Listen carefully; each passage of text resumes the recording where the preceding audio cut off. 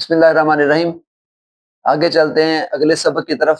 تو آج کا جو ہمارا سبق ہے وہ سبق نمبر 6 ہے، جس میں ہم مزید قرآن پاک کے جو الفاظ ہیں وہ سیکھیں گے، ووکیبلری میں اضافہ کریں گے، تاکہ ہمیں قرآن پاک جلد از جلد وہ سمجھنا ہم شروع کر دیں، اور پھر اللہ تعالیٰ کرے کہ سمجھ کر پھر عمل کرنا بھی شروع کر دیں، تو ہماری دنیا بھی بدل جائے گی اور آخرت بھی سمجھ جائے گی۔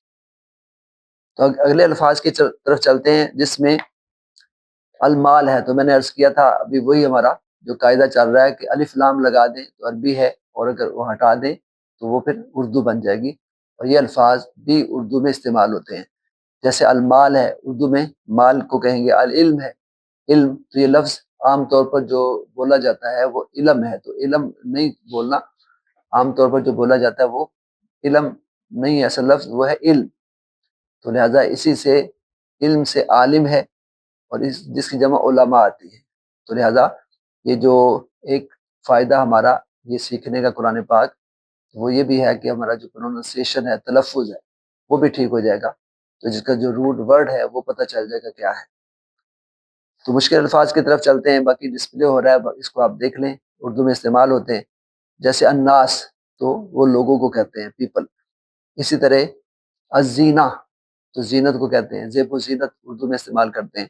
صرف میں نے آپ کو بتایا تھا لکھنے میں ذرا فرق ہوگا، زینت لمبی تے کے ساتھ لکھیں گے، اور الزینہ یہ تائے تانیث ہوتی ہے، تو عربی میں اس طرح لکھیں گے۔ الطاعہ، اس کو اطاعت کہتے ہیں، سبمیشن۔ اسی طرح الساحر، ساحر کہتے ہیں میجیشین یعنی جادوگر کو، ساحر۔ اور المجنون، مجنون کہتے ہیں میڈ یعنی پاگل کو، ہم مجنون کا لفظ بھی استعمال کرتے ہیں، المجنون ہے اصل لفظ عربک، تو مجنون اردو میں ہم کہتے ہیں تو پاگل۔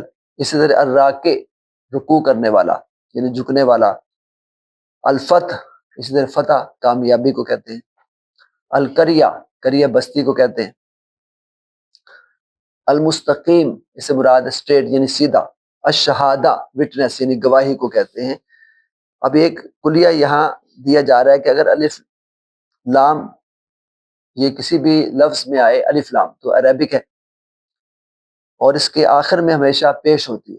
مثال کے طور پر الکتابو ہوگا، تو بیسیکلی اس پر پیش آتی ہے الکتاب والرحمن والحمد وغیرہ۔ لیکن جملے میں جب استعمال ہوتے ہیں تو یہ بعض اوقات زبر زیر پیش تبدیل بھی ہو جاتی ہے، جیسے الکتاب و الکتابی بھی آ سکتا ہے، الکتابہ بھی آ سکتا ہے۔ تو ایسا کیوں ہوتا ہے؟ یہ عامل کی وجہ سے ہوتا ہے۔ جیسے پیچھے اگر کوئی من ہے، فی ہے، یعنی حروف جارہ میں سے، تو پھر قواعد کی طرف ہم چلے جائیں گے، وہ ہم نے قواعد یہاں نہیں پڑھنے، کیونکہ یہ آسان آپ کو عربی قرآن پاک کی سے سکھائی جا رہی ہے، لہٰذا آپ نے اس کو نہیں دیکھنا کہ اس کی زبر زیر پیش یہ کیوں بدل رہی ہے، ایک میننگ میں کوئی فرق نہیں پڑے گا، میننگ اسی طرح رہے گا۔ لہٰذا یہ چیزیں آپ یاد رکھیں، عموماً اس تبدیلی کا لفظ کے مفہوم پر اور معنی پر کوئی اثر نہیں پڑتا۔ اب آ جاتے ہیں مشق کی طرف۔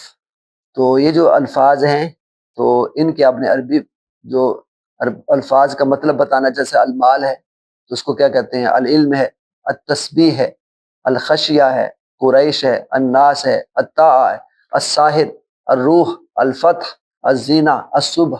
تو ہم نے اس میں پیچھے پڑھ لیا مشکل الفاظ کے میننگ، باقی اس میں نے عرض کیا تھا ڈسپلے ہو رہا ہے، تو آپ دیکھتے جائیں، جو چیز مشکل ہے باقاعدہ وہ آپ فون کر کے بھی پوچھ سکتے ہیں۔ اسی طرح اب ان الفاظ کی عربی بنانی ہے۔ مال کو کیا کہتے ہیں عربی میں؟ علم کو، قیامت کو، اطاعت کو، جن کو، شک کو، یقین کو، لوگ کو، تقوی کو، خشیت کو۔ ایک چیز میں نے پہلے بتائی تھی کہ جو الفاظ یہاں پر ہیں اردو میں، تو اس کے ساتھ الف لام نہیں لگانی، جو عربی میں استعمال ہوتے ہیں تو ان کے ساتھ آپ نے لگانی، اور اردو میں استعمال ہوتے ہیں اس کی پھر عربی آپ نے لکھنی ہے، تاکہ اس میں آپ کو کلیئرٹی ہو۔ جیسے لوگ ہے تو اس کو الناس کہیں گی، اس پر الف لام نہیں لگانا لوگ کے اوپر، تو لوگ کو عربی میں الناس کہتے ہیں۔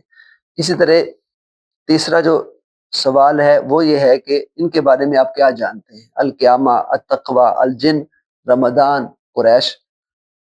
اسی طرح یہ جو الفاظ ہیں تو یہ انکمپلیٹ ہے، ان کو کمپلیٹ کرنا ہے، جیسے پھر المال، الفریدہ ہے، باقی سارے آپ کمپلیٹ کرتے جائیں۔ یہ جو الفاظ ہیں اگلے سوال میں ان کو اعراب لگانا ہے، جیسے المال، العلم، جیسے میں نے آپ کو پہلے بتایا کہ اصل آپ کو یہ بتایا جا رہا ہے، مشق کروائی جا رہی ہے کہ آپ کو لکھنا بھی صحیح آتا ہو، اور اس کا پتہ ہو کہ اس کے جو تلفظ ہے وہ کیا ہے، اعراب اس لیے لگائے جاتے ہیں۔ اسی طرح سے یہ جو الفاظ ہیں تو یہ آپ نے یہ جیسے فل ان دی بلینکس ہوتا ہے تو اس کو آپ نے کمپلیٹ کرنا ہے، جیسے پہلا قریش ہے، مال ہے، اس طرح باقی آپ کمپلیٹ کریں۔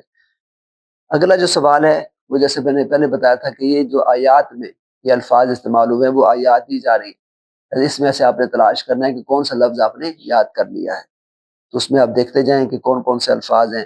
جیسے ابھی آپ نے دنیا پڑھا ہے، العلم ہے، الجسم ہے، النجات ہے، تو باقی آپ یہ خود تلاش کریں تاکہ آپ نے اصل پریکٹس کرنی ہے، اور جتنی آپ مشق زیادہ کریں گے، جتنی پریکٹس کریں گے اتنا اچھا ہوگا، اتنی جلدی آپ قرآن پاک کو سمجھنے کے قابل ہو جائیں گے۔